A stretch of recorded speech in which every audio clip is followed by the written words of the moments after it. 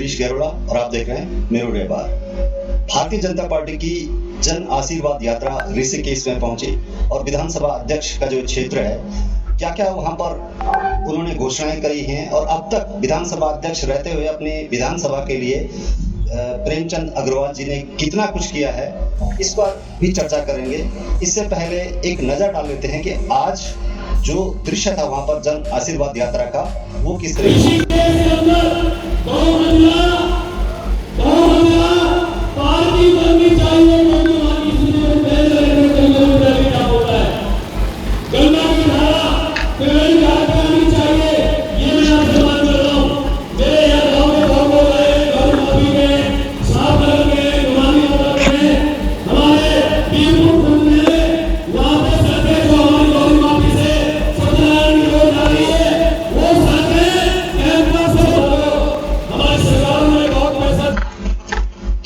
इस पर हम चर्चा करें। इससे पहले ऋषिकेश से ही हमारे साथ अखिल भारतीय कांग्रेस कमेटी के सदस्य हैं जयेंद्र रमोला साहब जुड़ गए। रमोला जी, स्वागत है आपका मेरू रेबार में। धन्यवाद गिरीश भाई, नमस्कार। जी जी, आपका जो क्षेत्र है, कार्य क्षेत्र है, ये भी इसी इलाके में आता है और आपने तमाम तरह की समस्याएं उठाई हैं, अलग अलग मुद्दों पर आपने चर्चा की है और आज बीजेपी की जन आशीर्वाद यात्रा यहाँ पर पहुंची है। खुद मुख्यमंत्री भी मौके पर थे। तमाम तरह की घोषणाएं की गई हैं, जिसमें आध्यात्मिक सांस्कृतिक राजधानी बनाने की है, ये पूरे प्रदेश की बात है। उन्होंने कहा कि ऋषिकेश को कर्णप्रयाग रेल मार्ग से इतना कम समय लगेगा, ये उपलब्धि है और बहुमंजिला पार्किंग की बात कही है। और खुद जो विधानसभा अध्यक्ष हैं, जो यहाँ क्षेत्रीय विधायक भी हैं, उन्होंने कहा कि 20 करोड़ रुपए सड़कों के निर्माण के लिए उनको चाहिए। गंगा की धारा है, त्रिवेणी घाट से निकलनी चाहिए। गौरी माफी और सत्यनारायण सड़क है, वहां पर जीआईसी के कुछ मामले उन्होंने कहा था कि ये होने चाहिए। सवाल ये है कि ये अब होने चाहिए थे या पहले से होने चाहिए थे? इसको लेकर के आप जो आज कहा उन्होंने, कितना काम सही हुआ विधायक रहते हुए, विधानसभा अध्यक्ष रहते हुए, जो पूरे प्रदेश को देख रहे हैं, और आज जन आशीर्वाद यात्रा को आप किस तरीके से देख रहे हैं?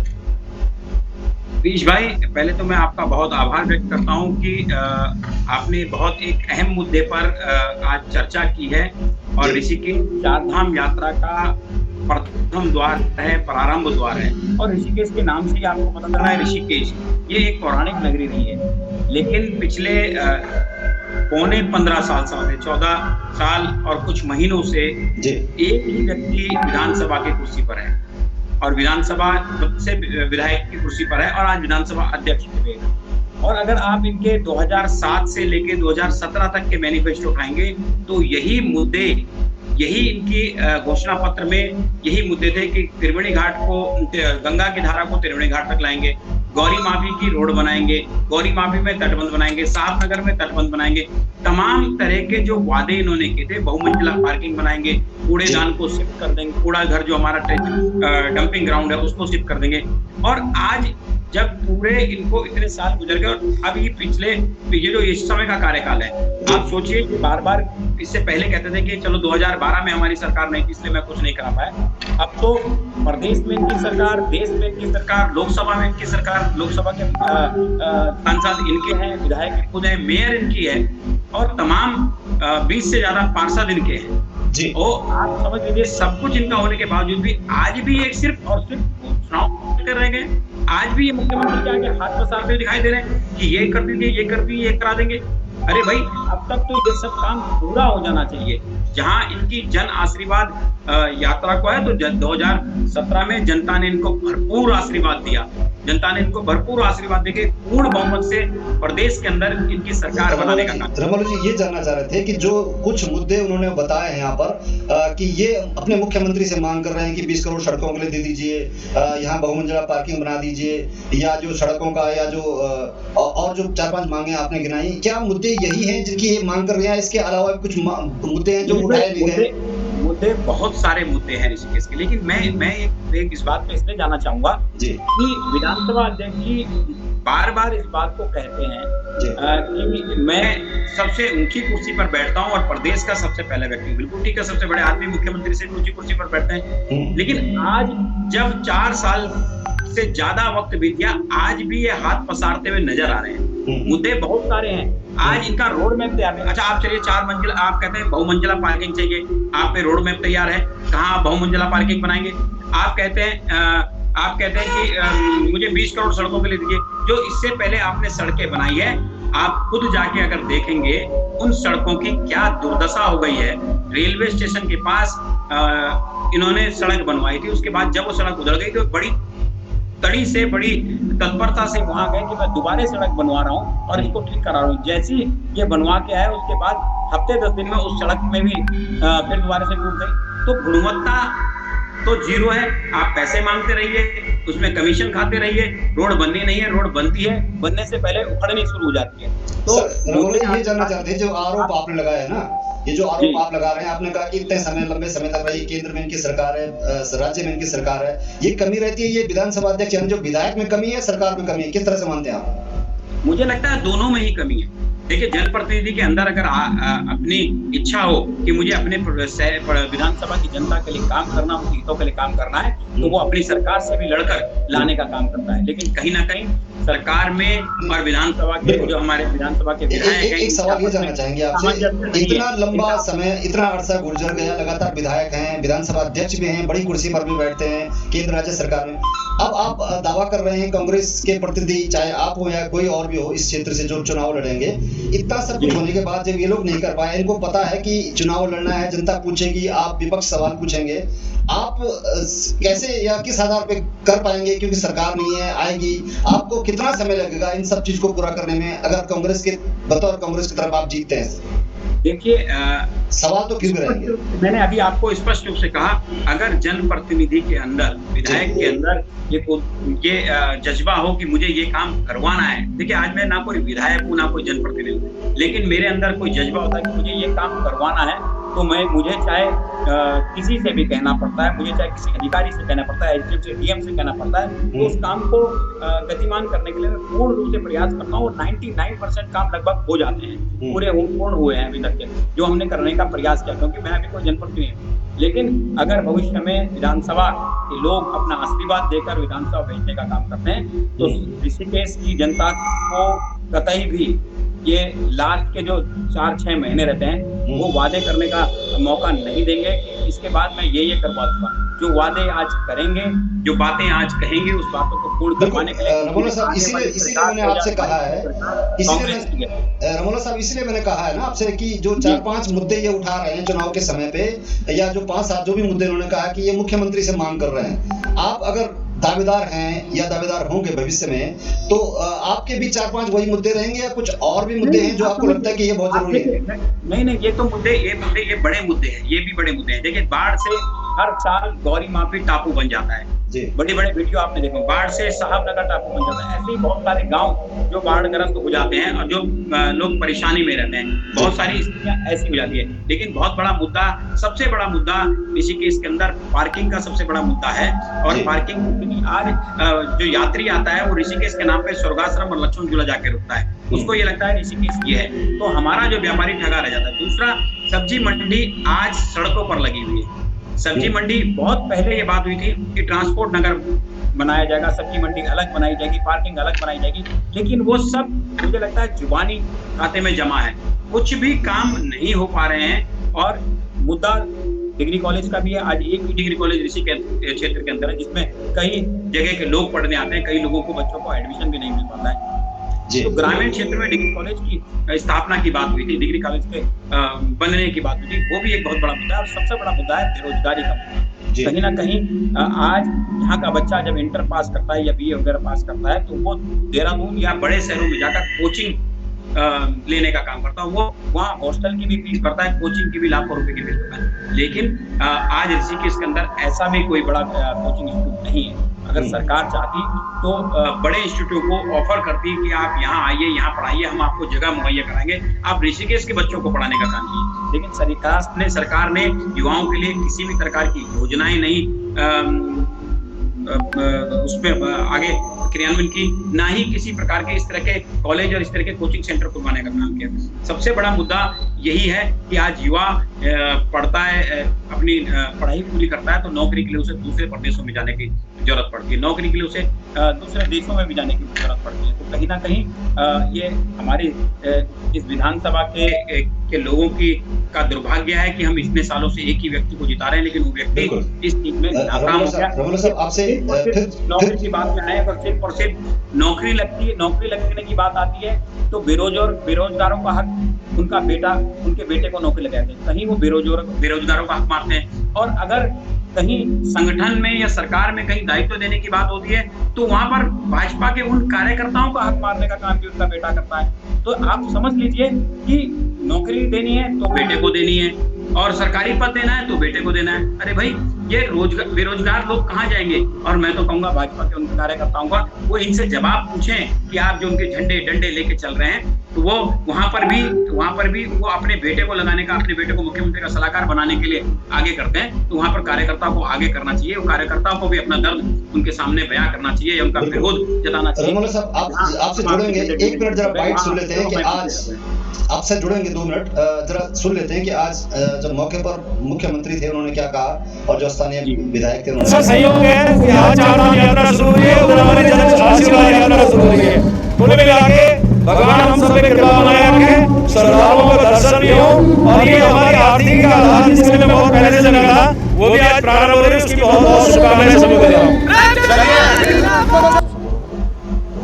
रूप से आने वाले समय में संकल्प लिया है कि अगले आने वाले वर्षों में हम उत्तराखंड को देश की जो है एक आध्यात्मिक, सांस्कृतिक और आर्थिक विकास के साथ जोड़ते हुए साधु संतों के सहयोग से, उनके आशीर्वाद से, समाज के सहयोग से और सरकार के समन्वय से इसको सांस्कृतिक और आध्यात्मिक राजधानी पूरी दुनिया की बनाना, उस दिशा में हम काम करें। और इसके लिए हमारा मुझे इनकी आवाज़ नहीं आ रही है। यह भी जो है यहाँ पर विश्व प्रसिद्ध पर्यटन यहाँ पर हो, उसके लिए हमारी सरकार पूरी तरह से आगे काम करे, उस दिशा में हम काम करें। हमारा लक्ष्य है कि उत्तराखंड का विकास आने वाले समय में उत्तराखंड को समाज के सहयोग, हमारे संतों के सहयोग से यहाँ की जन भावनाओं इस उत्तराखंड राज्य को, इसमें हमारा ऋषिकेश, हमारा हरिद्वार, जो हमारे ऐसे देशों को आर्थिक विकास में लगातार इसको सांस्कृतिक और आध्यात्मिक राजधानी की दुनिया में बनाना।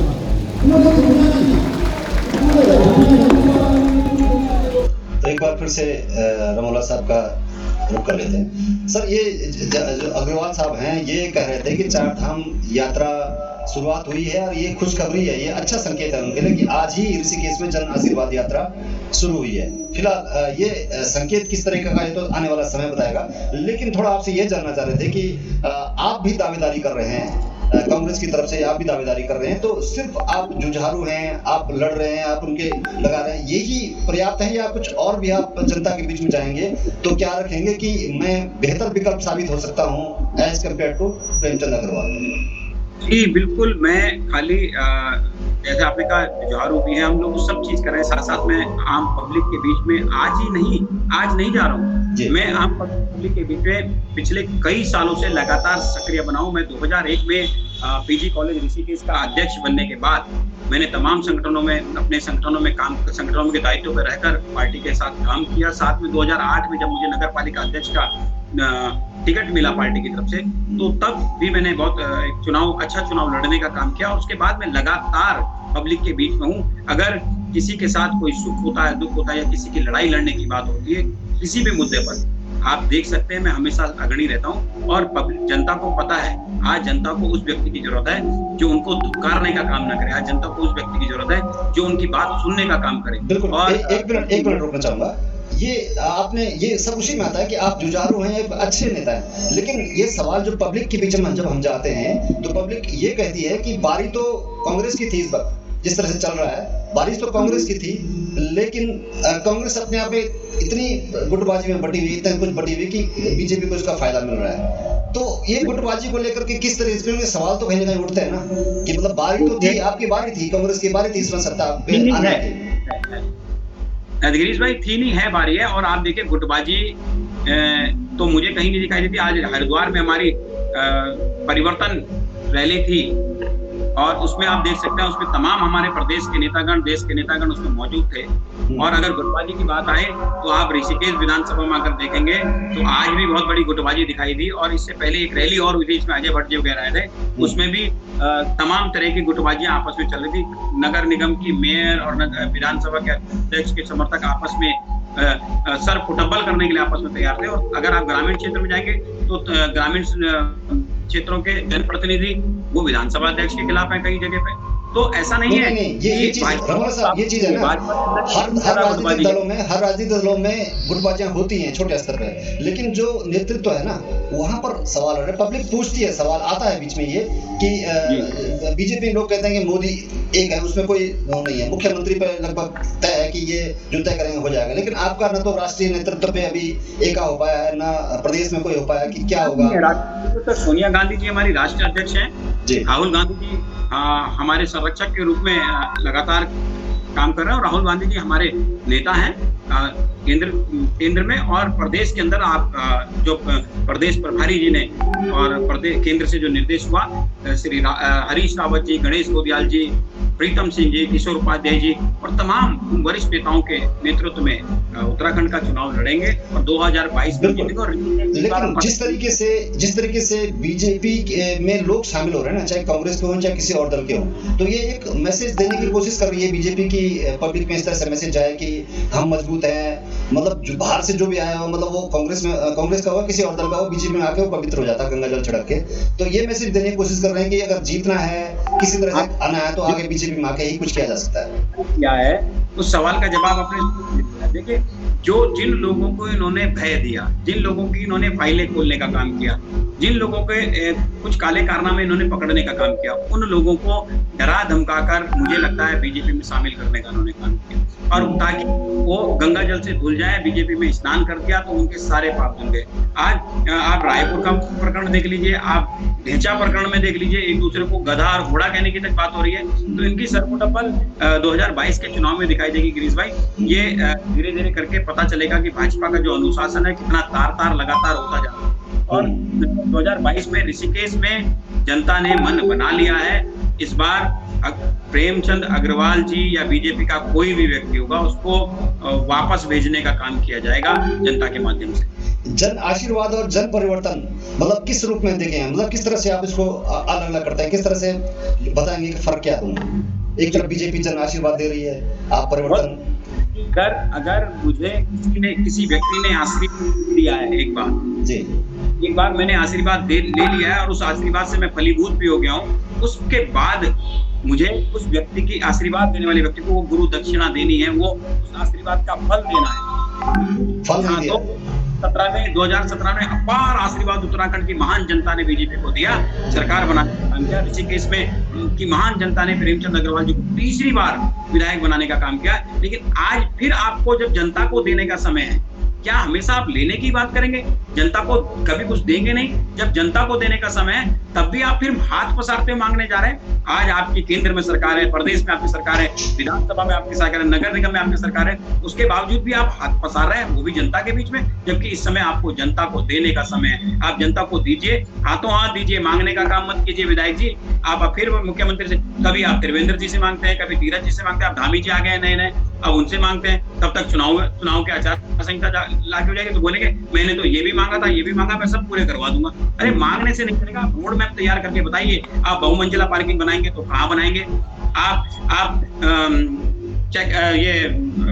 गंगा की धारा को वहां तक लाएंगे तो उसका क्या रोड मैप है? आपने कोई फाइल तैयार की, कोई नक्शा तैयार किया, कोई रोड मैप तैयार किया? कुछ भी तैयार नहीं है। खाली भाषण देने से, मांगने से कुछ नहीं होने वाला है। जनता जान चुकी है। पिछले 3 बार में आपने घोषणा पत्र में यही मांगे ली थी और उन्हीं मांगों को बार बार पब्लिक के बीच में उठाने का काम करते हैं चुनाव के समय में, जो अपने आप में बेहद निराशापूर्ण और बहुत बड़ा मुद्दा है। गिरीश भाई मैं आपको बताना चाहूंगा, जो हमारे टिहरी विस्थापित क्षेत्र के लोग हैं उनको आज तक अपना मूल अधिकार नहीं मिल पाया है। ना वो आज नगर निगम में शामिल हैं, ना ही वो आज ग्राम सभा में शामिल हैं। वो आज भी उन्हीं ग्राम सभाओं के तहत यहाँ पर रहते हैं, केवल विधानसभा और लोकसभा में वोट करने का काम करते हैं। तो आज बड़ी समस्या है, उनको एनओसी जारी करने के लिए ना किसी प्रधान की मोहर मिल पाती है, ना उन्हें सभासद या मेयर की मदद मिल पाती है। तो आज बार बार विधानसभा अध्यक्ष की मालाएं पहने आप निर्मल विस्थापित क्षेत्र में जाएंगे, रोडों के हाल देख लीजिए,